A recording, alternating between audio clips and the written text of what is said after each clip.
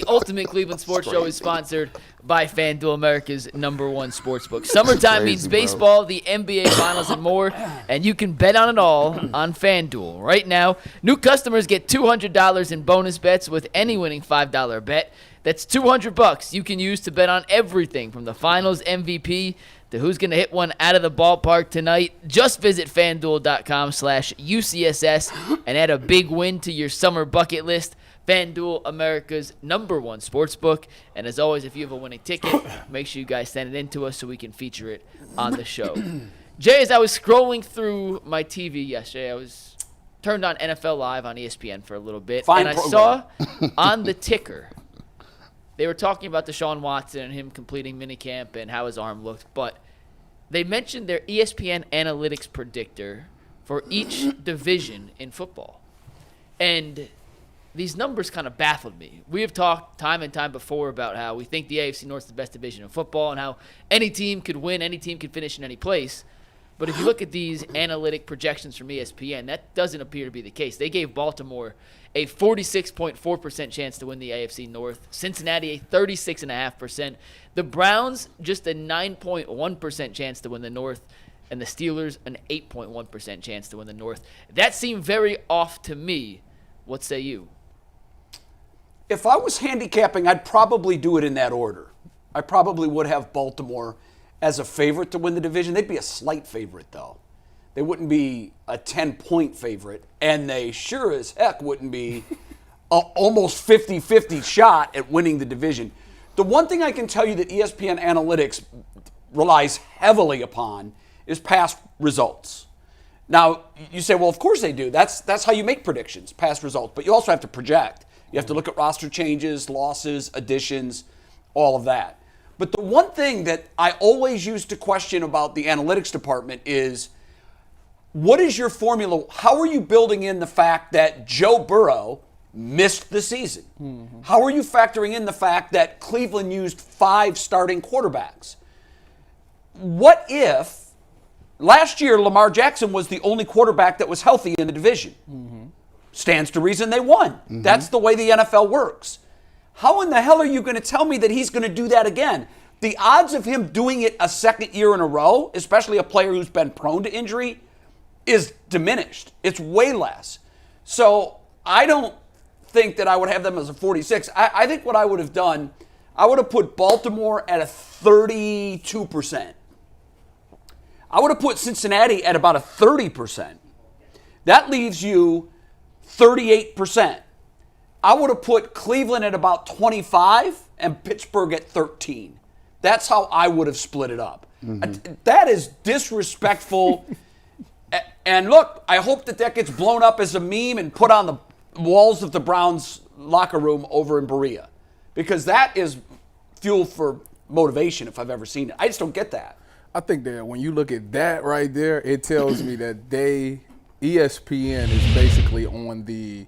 When was the last time the Browns won the division? Not since '89. That's where and I think that's where. Okay, so you know what that tells me? They're more likely to. It's got to end sometime. I would think so too, but they looking at it like, well, it hasn't happened. They've had this roster, and I just think that a lot of people aren't high on Deshaun and Jerry Jeudy and some of the moves that the Browns have made this offseason. We look at it like it's clear upgrades. You know, Deshaun's coming back healthy. Nick Chubb's gonna come back at some point. You get Jerry Jeudy, who's actually done a couple of things in this league. You get a new offensive coordinator, new play caller.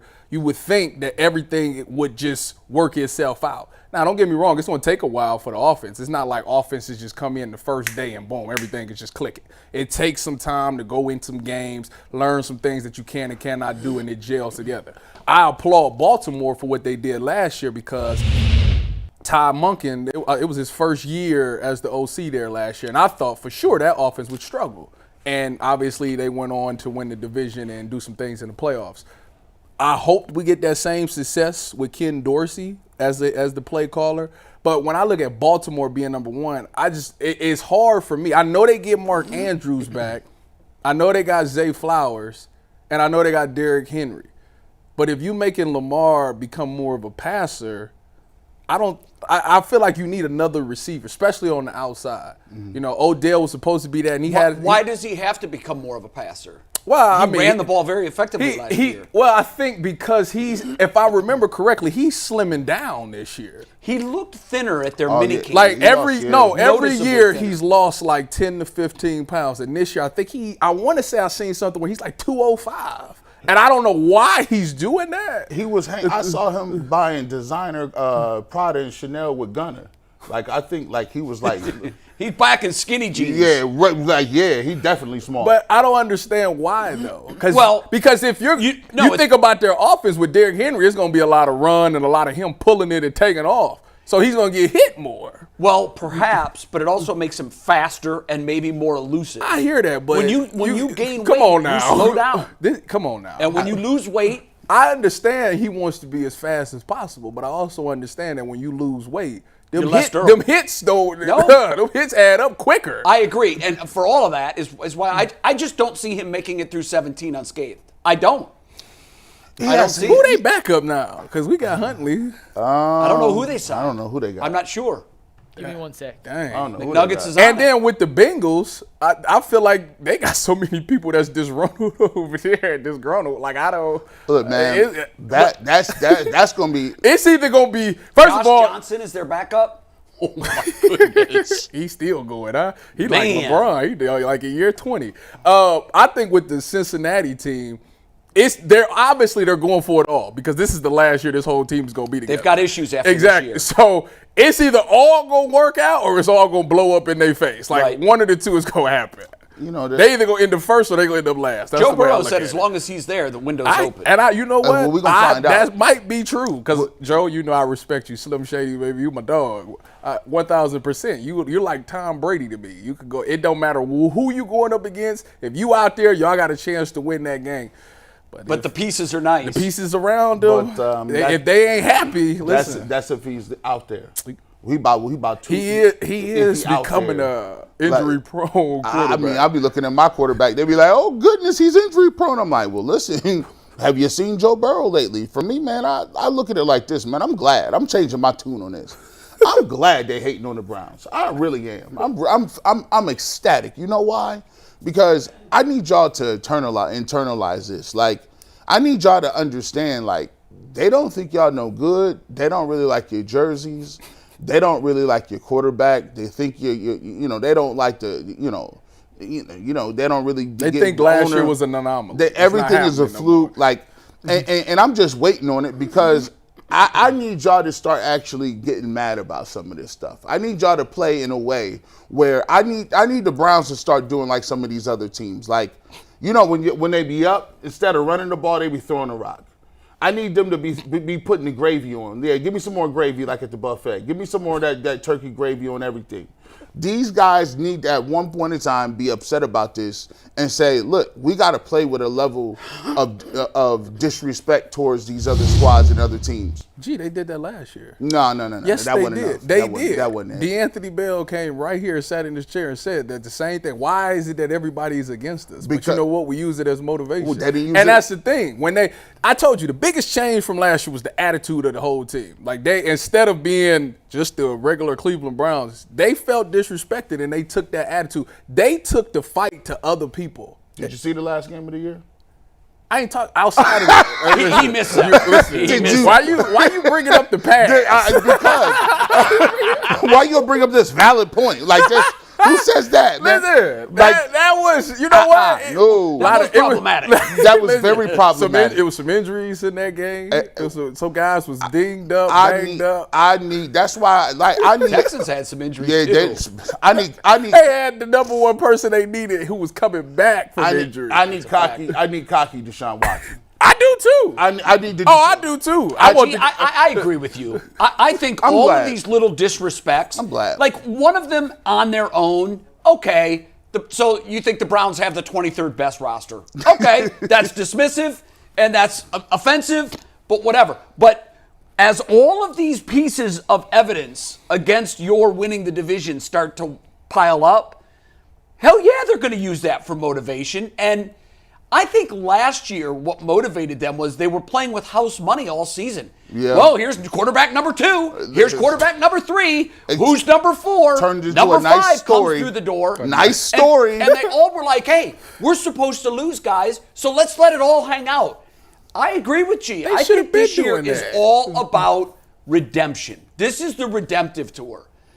Kick dirt on our graves, and hopefully Deshaun Watson is reading all the disrespect. I know he sees everything. I want his team, because it's all over out there. I want his team to be writing it down. I want him to make a nice little bulletin board right in his little office. I need his quarterback coach, his PR people to be like, listen, they think you're absolute. They have Caleb Williams, who's a rookie who's never played a game, rated higher than you. They should do. How crazy is that? You know what? I got an idea. Get all the disrespects, all the quotes, all the Browns offenses ranked 9th in the AFC. They're ranked 23rd roster-wise in the NFL. Put all of these quotes on wallpaper and wallpaper the locker room with them. You got to see him every day. He just got to do the G. Bush. Just keep favoring, just keep liking and favoring tweets, and then after the season, do the Anthony Edwards with commercials. Well, you hope you can. I got the receipts right here. Well, Anthony Edwards, if he get to the AFC Championship game, he could like tweet whatever he want, retweet. He get to the Super Bowl, I don't care. He could be calling folks out. Listen, listen, he get to the Super Bowl. You gonna be right with him? Yes. Send me them tweets. I'm telling you right now. I'm just letting you know. If you are following me on Twitter, if he throws for 4,500 yards, you might as well unfollow me. I'm telling you that right now, because I'm on everybody's necks. Listen, and don't you hit me with the. Oh my goodness. The media be doing this too. I hate when they do this. Nobody could have ever saw the meteoric rise of the Cleveland Browns and Deshaun Watson. I mean, what a story. Who could have saw it? Shut up. You had 9%. 9%. Do you know, like when you have enough surgeries, Tyvus, when you go in the knife, they'd be like, listen, sign this paperwork. They'd be like, you got insurance? Oh, by the way, there's a 9% chance you don't wake up from this. Like, do you still have the surgery? Yes, because 9% ain't that high. It's like, I'm going to take my chances with the 9. They gave you 9 to win, and the Steelers is right at 8. Come on, disrespect. Come on now. Y'all got to take that. We finished second last year, right, in the division? You know what? There's 2 theories, though. There's the Nick Chubb way, too. Nick Chubb never gets disrespected, although there is a little disrespect of Nick right now. What's the disrespect? Well, they're guessing he might not be out there. He might not be available till the middle of the season. I don't know where that narrative started. In my mind, Nick Chubb will be in uniform, helmet on, ready to run first week. Dallas.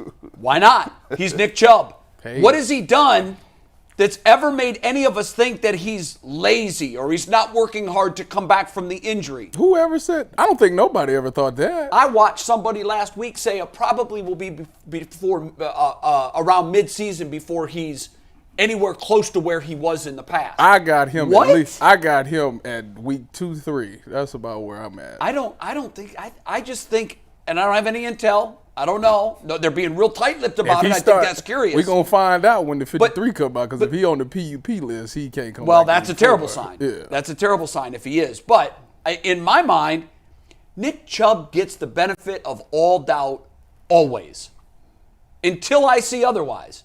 And so for me, I'm not disrespecting Nick Chubb, but what I like about Nick is Nick lives in a silo.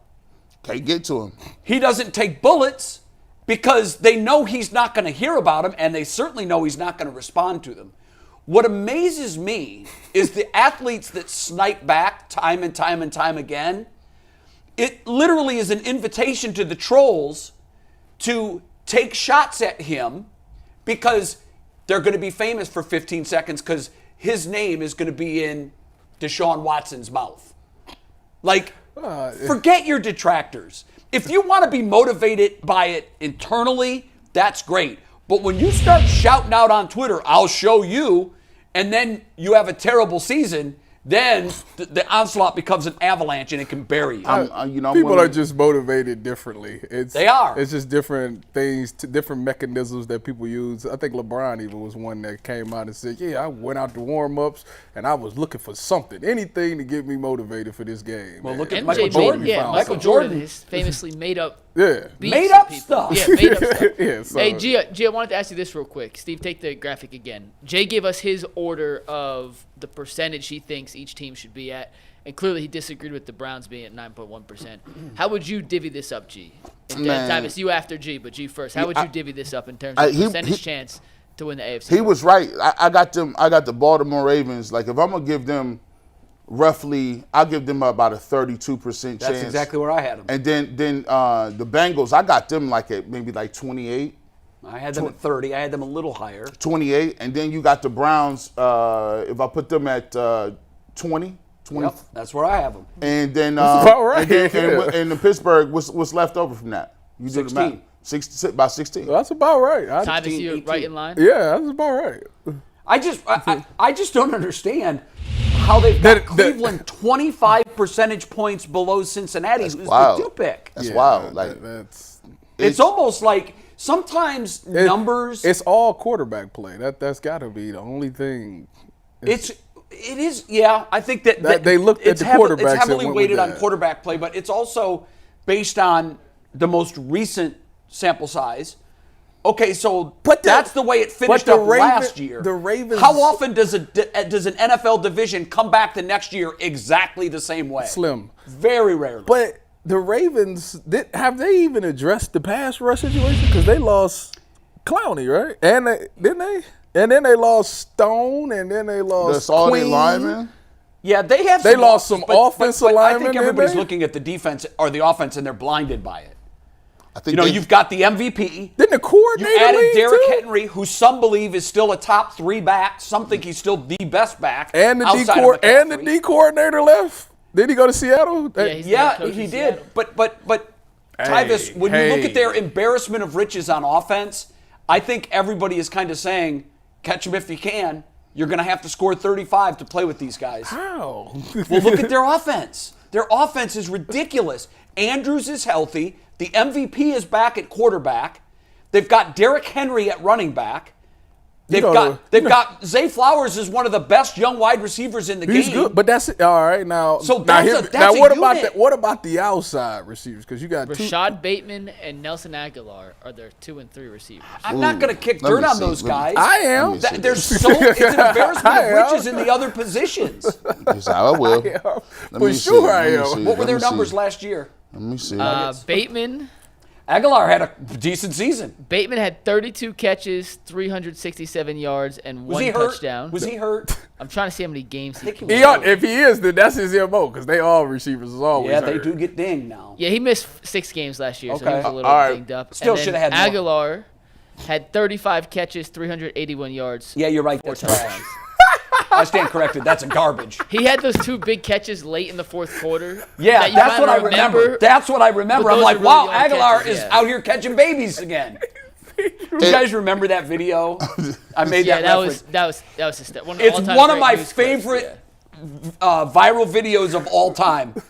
There was a house fire in Philadelphia on the day there was a playoff game for the Eagles, and Aguilar dropped 2 balls. One was in the end zone. They were wide open. And there was a bystander, a pedestrian, on the street, and while the fire was going on, and somebody had a baby, and they said, no choice. The building's burning. I got to throw out the baby. And the guy caught it. And then when a news crew was doing an interview with him, he just drops in seamlessly. Oh, I had to do what I had to do. I'm not out here like Aguilar. I'm out here catching things. It was one of the funniest viral videos I've ever seen in my life.